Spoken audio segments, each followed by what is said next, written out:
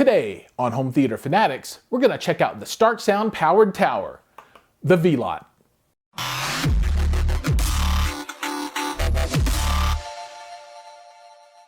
Welcome back, everybody. I'm Giles and this is Home Theater Fanatics. So today we've got the Starke Sound VLOT towered speaker with us, and this is the first tower speaker that's powered that Starke Sound has produced. So this is a new guy and it's pretty cool. So today we're going to take a look at the VLOT, understand the capabilities and features of the speaker, and then I'll tell you what I think about it. So let's go ahead and get started with the box. So the packaging for the VLOT is pretty straightforward. Big box has both of the speakers inside of it, and there's one passive speaker and one active speaker. So this guy, the left, although I don't know if it really matters, but it is labeled left, is the speaker with the amplification for both units, and then you run a piece of cable, speaker wire, from this unit to the right side to that guy over there to carry the signal. Now, like I said, in the box, both of these guys are there. There's some padding, and each of these comes in a white slipcase. Outside of the speakers, you're going to find a power cable as well as a Bluetooth antenna. The Bluetooth antenna just will screw right onto the back very easily to get you up and running from that point of view. Once these have been unboxed, we can take a little bit of a closer look at what exactly is going on with the speaker. Now, when you look at the outside of the unit, you'll notice first that there's what they call parametric grille. So this is plastic, but it's got an interesting design on the front of the grille itself. So this is not like anything I've really seen before. I'm sure there have been other ones like this out there, but for me, this is kind of a first. Now, it is magnetic, and there is no indication on the face of the speaker itself that there are magnets in here, so it's really nice and smooth, but this clips right on, and it's molded into the design of the speaker face itself. So it's very elegant, and this might even lend itself to a little customization down the road, and I'll talk about that later. But once you get this speaker grill off, you can kind of see what's going on with the unit. The speaker complement for the tower is a 1-inch soft dome tweeter and two 4-inch mid-bass drivers. Mid-range, mid-bass. I called them mid-bass because they play pretty low. The speaker itself is rated down to 45 Hertz by the manufacturer, and we'll test that in a bit and see what that looks like. But when I listen to them, the single port on the back does seem to be doing quite a bit of work with these two 4-inch drivers. It sounds pretty deep for what I would consider to be a smallish kind of tower. I mean, this is not massive by any stretch of the imagination, and I think it lends itself to certain use cases where it'll be very useful, and then other use cases where it might not fit in. But again, two 4-inch mid-bass drivers and a tweeter. Now, on the top of this unit, you have the control panel, and the control panel is very straightforward. It's glass. It doesn't look like it's resin, which is nice. And there's a function button, a volume up, a volume down, and then a power button, and that's it. Now, if you compare that to some of the other powered offerings out there that have lots of buttons that are really confusing, this is super straightforward to deal with. And there are multiple inputs that you can run inside this unit. So you can use Bluetooth, you can use RCA, you can use optical in, and they're all selected by hitting the F button to cycle through them. And the indicator, there's a round circle here, will change color to identify which input you're using. Now we're going to test this with a couple of different inputs, likely RCA and Bluetooth, to see how this functions, but this is a very elegant and very simple selection tool to choose your inputs, and then the Bluetooth setup, as you'll see, is very, very straightforward. On the back of the unit, you can see that there are two plates, one above and one below the port. The upper plate, which is what I consider to be the brains of the unit, so not amplification, but the input selector, there's the RCA left and right input, as well as a subwoofer output. That subwoofer output makes it really easy to integrate these speakers into a 2.1 system. So if you want to use this with a television or a gaming system, super easy to integrate that subwoofer. All you have to do is take outputs from your device, and if you're using a television, that might be optical, and if you're using a computer, maybe that's going to be your RCA. Plug these in, and then you're pretty much ready to go. Beyond the RCAs, you've got the antenna input for Bluetooth, and then also your optical input. Now, moving on down the box, you get to the amplification section.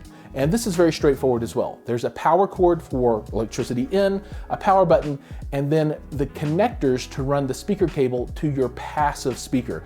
As you can see, it has a 5-way binding post, so you can use the included Sommer cable, which is kind of nice cable, it's flat, high end, or you can use your own cable that's terminated with banana plugs. A few more specifications that are important. First, the price. These are retail at $12.99. There's also a wood grain version for a slight uplift in cost that's available as well if you're looking for something outside of the white and black that the unit is also available in. Amplification is 150 watts by 2, and this uses the same technology that you would find in the AD4320 amplifier that's also available from Starke Sound. And what that really means is there's plenty of juice to power these guys in a very transparent sounding amplifier. In addition to the connectivity that I discussed before, there's also a coax connection hiding back there. Now let's step through the Bluetooth setup and see how hard it really is.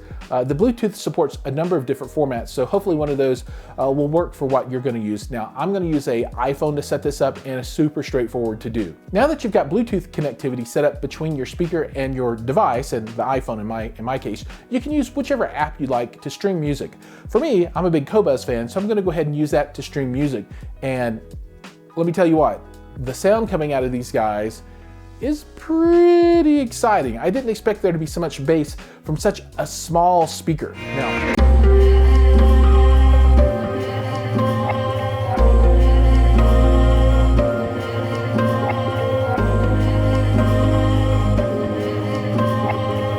you can set this up, and you can do the same thing with RCAs. All you do is hit the function button on the top, have your source plugged in, and it'll just play, right? It's real straightforward. If you're using a preamp, you can use that to adjust volume, or you can use a phone or whatnot. But like I was saying, the use cases on this are pretty interesting. Since this is such a small speaker, this is perfect for apartment living or for a non-primary room. And what I mean by that is like a bedroom or an office. So maybe in a large home, you're gonna have a big space and you go with something a bit bigger for your home theater or for your media room, but maybe you have a small listening room or a study or a bedroom where you need some good sound, but you can't really give up, you know, floor space for something that's this big on the bottom. Well, this is a great fit. Beyond that, you know, this works really well just for 2-channel listening, or 2.1 if you want to add a subwoofer. And if you need to integrate with a television, like I said before, super easy. So this product is super exciting from the point of view of being self-contained. So it's got your amplification, it's got your Bluetooth connectivity, it's got your preamp, so to speak, with all the different inputs and the function select on the top, DAC. It's good to go. All you really need is this, and then something that outputs music in some kind of format that this can accept. And this accepts everything except HDMI. Now, a lot of people are like, oh, I gotta have my eARC. For me, it's not that big of a deal. I've actually never used eARC personally in the long term. Now, I've tested quite a bit with it, and it works, but I always end up using optical or RCA. And maybe that's because I'm a little old school, but that's what I'm comfortable with, and I have those cables just hanging around.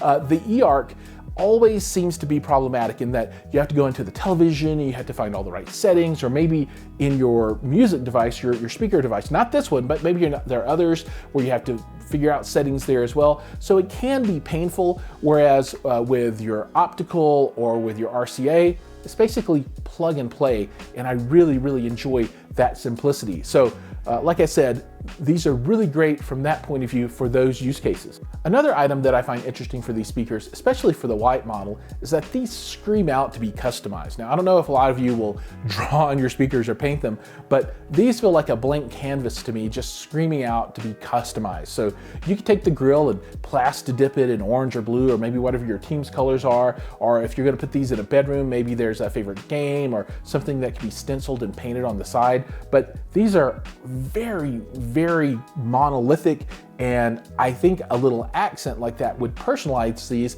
and really make these something that would be very specific to an individual rather than just another speaker. So something to think about if you do have interest in really having something that's one of a kind. My wife will paint them for you too if you send her $200, just letting you know.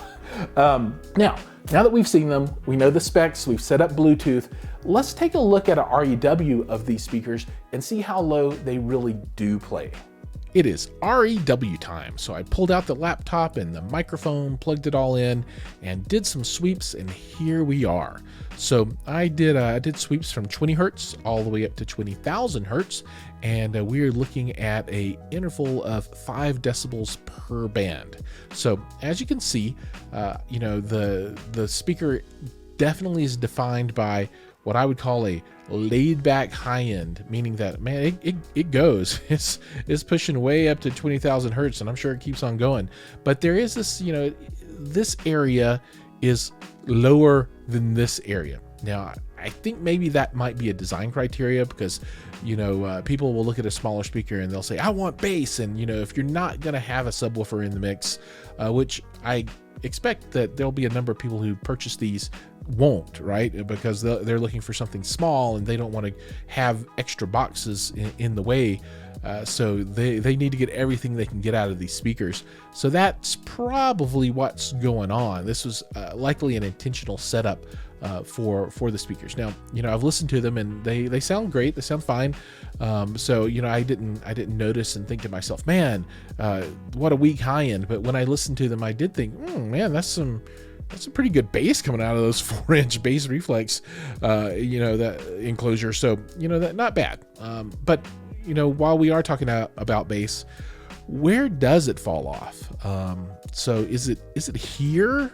I think this null and this null is room stuff. So I think without that, this is probably the line that the speakers are dancing around.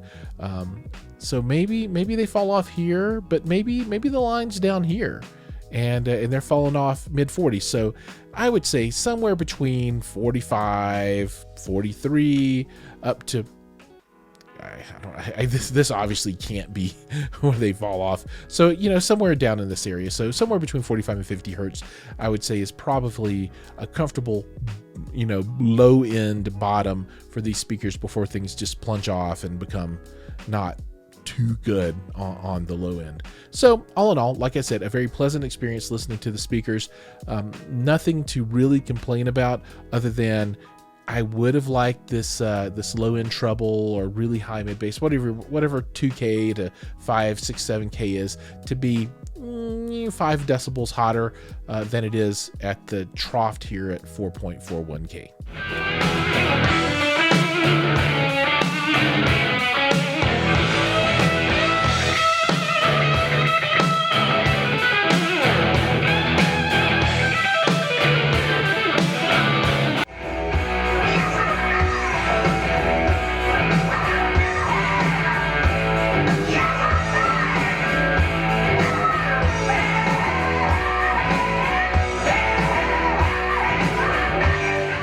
Now it's time for the final thought on the VLOT. Yeah, it rhymes. So let's start out with the good. I think the speaker lends itself really well to apartment living, small room setups, where you need something in a small form factor that's kind of a good all-around performer. So, this does everything. It's got your DAC, it's got your inputs, it does Bluetooth, it does wired, coax, optical. So you can interface this with pretty much any device that you got. And in a small form factor, that goes a really long way. The power is really good. So the amplification is, like I said, the same as the AD4. It's nice and transparent.